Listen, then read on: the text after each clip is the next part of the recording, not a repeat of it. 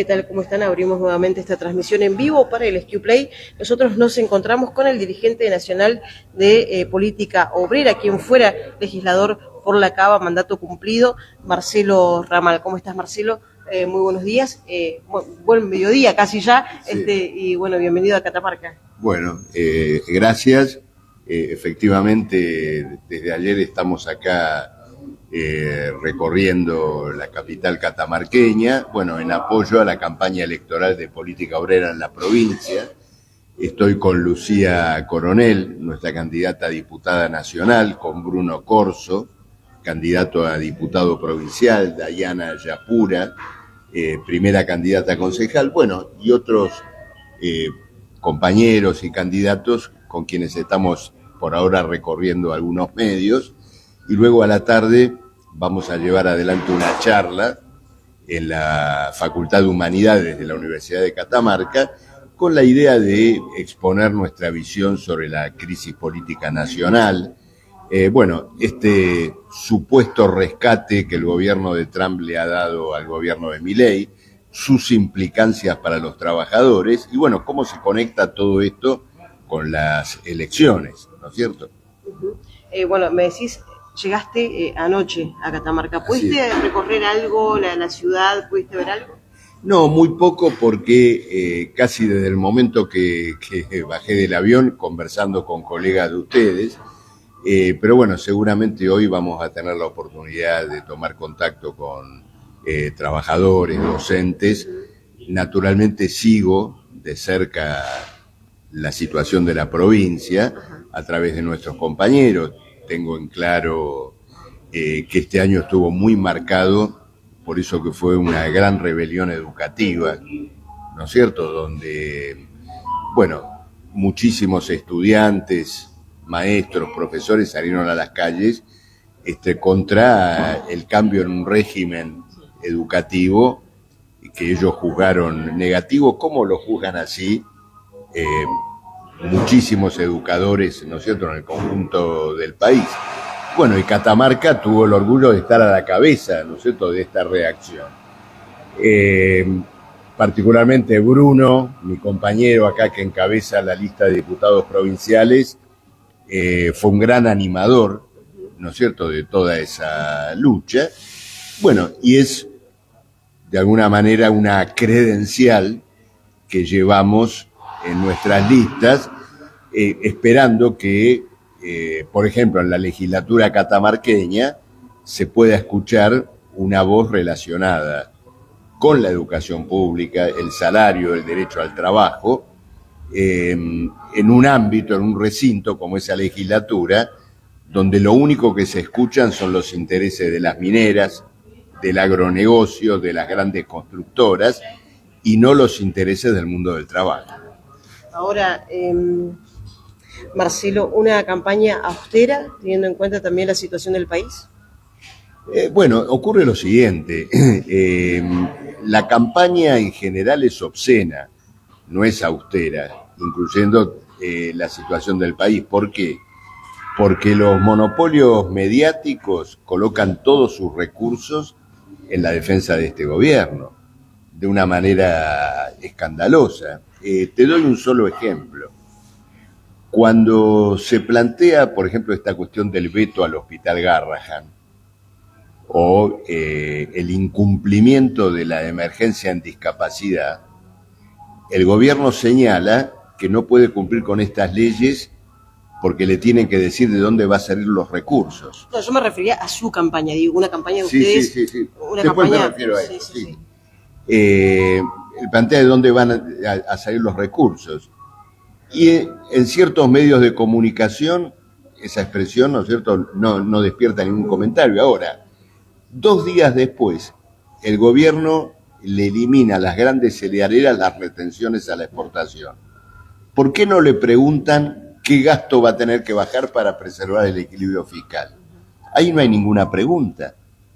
Entonces, es evidente, ¿no es cierto?, que en ese sentido digamos, un gran poder económico y mediático apuntala ese tipo de imposturas, ese tipo de mentiras. Bueno, de hecho, Catalán estuvo acá hace 2 días y dijo que en octubre se van a revalidar los títulos justamente del presidente, ¿no?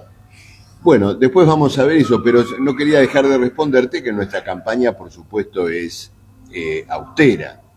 Ahora, lo de revalidar los títulos está por verse. El antecedente es el derrumbe electoral que tuvo el gobierno en la provincia de Buenos Aires.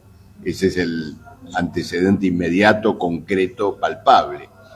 Ahora asistimos a un episodio que tiene una gravedad en relación a las elecciones, que es esta extorsión del gobierno de Trump al electorado argentino. Porque, ¿qué significa este mensaje que fue transmitido después de la reunión de Trump con Milei? Bueno, hay una serie de instrumentos de rescate al gobierno argentino que se están estudiando, pero después de las elecciones. Es decir, el rescate está condicionado al resultado electoral. Es como decirle a los votantes, si no votan a las listas de Milei, prepárense para un derrumbe económico. Lo que no se dice es que ese derrumbe será acelerado y precipitado precisamente por ese rescate, que tiene condiciones muy graves, porque van a obligar al gobierno argentino a una devaluación de la moneda, a una liberación de precios consistente con esa devaluación que va a desatar una carestía feroz, a una nueva caída del salario y de las jubilaciones, una vez más para tratar de rescatar a una deuda pública de características impagables. Entonces, en ese sentido, la crisis, la bancarrota monetaria, financiera, cambiaria, se metió de lleno en la campaña electoral. Y la campaña va a dirimir y va a discutir ya no simplemente una renovación de medio término, va a discutir una salida a esta crisis. Eso lo tenemos que tener claro. Nosotros planteamos una vía de salida sobre bases sociales completamente diferentes a las que existen hoy, fundada en rescatar el salario, las jubilaciones, el derecho al trabajo, terminar con la sangría de la deuda pública, establecer una dirección de la propia clase trabajadora de los recursos económicos y naturales del país. Bueno, una salida de orden socialista frente al enésimo intento de dar una salida en términos capitalistas, ¿no es cierto?, a la Argentina. En consecuencia, por eso digo, el Congreso, para consultarle, ¿no?, tiene que tener por ahí una mayoría opositora al gobierno de la Nación. Bueno, ocurre lo siguiente, lo de las mayorías opositoras está condicionado a la inconsistencia de los supuestos opositores. Vamos a tomar el ejemplo de los diputados del gobernador Jalil. ¿Forman parte de la oposición o forman parte del oficialismo? Depende de cómo sople el viento, ¿no es cierto? Y lo digo en un día muy ventoso acá en Catamarca, aunque no tengo claro si ese viento está soplando para el lado de Milei, ¿no es cierto?, en contra de Milei.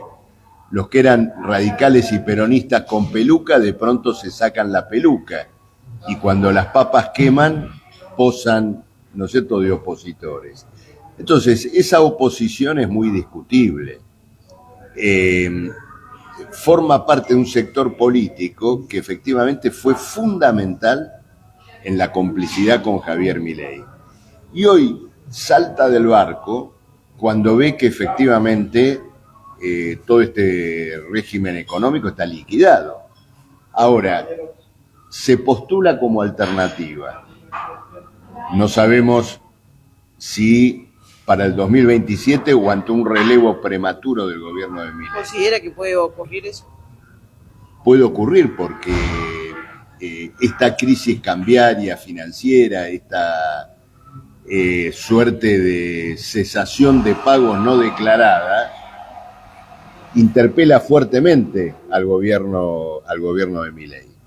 Entonces, acá le están reclamando a Milei formar un gabinete de coalición para después de las elecciones. Con muchos de estos elementos, con los gobernadores, con otros. La base de esa especie de junta de salvación, ¿cuál va a ser? Dejar en pie todas las cuestiones negativas que Milei perpetró en este tiempo contra los trabajadores y pilotear el incendio a través de un nuevo golpe a las condiciones de vida de los que viven de un salario. Entonces, todo esto tiene que ser alertado en la campaña electoral y el voto tiene la enorme importancia de salir de esta encerrona, ¿no es cierto?, de Milei o los cómplices de Milei y votar por una fuerza autónoma, independiente, verdaderamente tributaria de los intereses del mundo del trabajo. Bien, ahora por último, Marcelo, entonces, recordemos un poquito la charla que van a tener hoy en la universidad y a qué hora. Hoy a las 19 horas vamos a estar en la Facultad de Humanidades. ¿En qué parte? ¿De algún salón? Aula 8. En el aula 8. Sí, aula 8. Bueno, voy a estar con Bruno Corso, con Lucía Coronel, con Dayana Yapura, con María Barros. ¿Tiene un lema en particular esta charla? Bueno, ¿qué hacemos los trabajadores frente al derrumbe económico y político al cual estamos asistiendo? Perfecto. Entonces todos invitados para que asistan. Por supuesto, a venir a debatir, a polemizar, van a ser todos bienvenidos. Previamente a esto me decías que vas a recorrer algunos lugares. Sí, nos vamos a reunir con docentes, con trabajadores textiles, seguramente vamos a estar en algún barrio. Bueno, y mañana voy a estar todo el día también en Catamarca, justamente en esa tarea.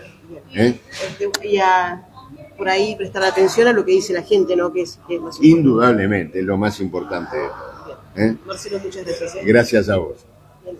La palabra de Marcelo Ramal, del Partido Política Obrera, que está aquí en la provincia de Catamarca. Hoy a la tarde va a brindar una charla en el aula 8 de la Facultad de Humanidades.